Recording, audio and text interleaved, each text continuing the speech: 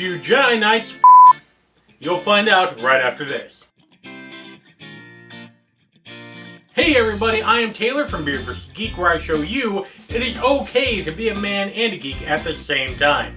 Today we are back with The Force and Star Wars, and we are talking about whether or not Jedi Knights can have sex. Well, for starters, let's ask a horny teenager. That's right, Anakin Skywalker. Are you allowed to love?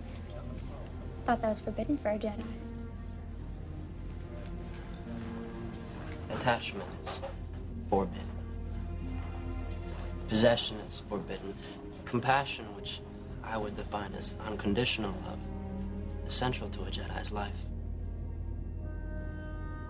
And so you might say that we are encouraged to love. Anakin Skywalker's definition of compassion is, well, wrong.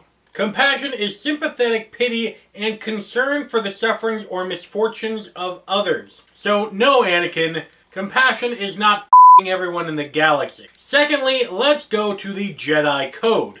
The Jedi Code is extremely simple and very much up to interpretation. The actual Jedi Code states, there is no emotion, there is peace. There is no ignorance, there is knowledge. There is no passion, there is serenity. There is no chaos, there is harmony. There is no death, there is the Force.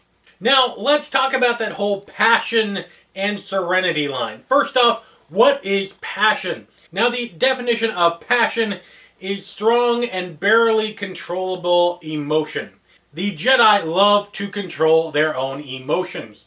So by there is no passion, meaning that there is no emotion that is without control.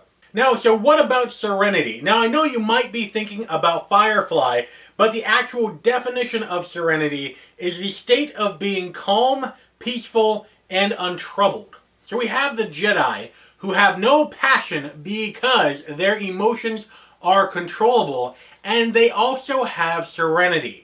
But where does that take us when it comes to, well, f***ing?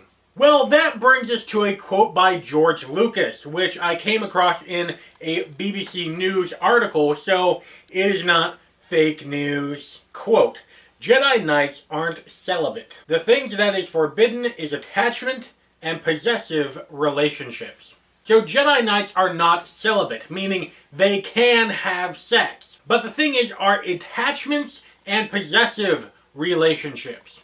So, meaning, basically, that yes, a Jedi Knight can in fact f***, but they cannot have a steady partner in which they f***. But they're not able to have boyfriends or girlfriends or husbands or wives, any sort of possessive or attached relationship.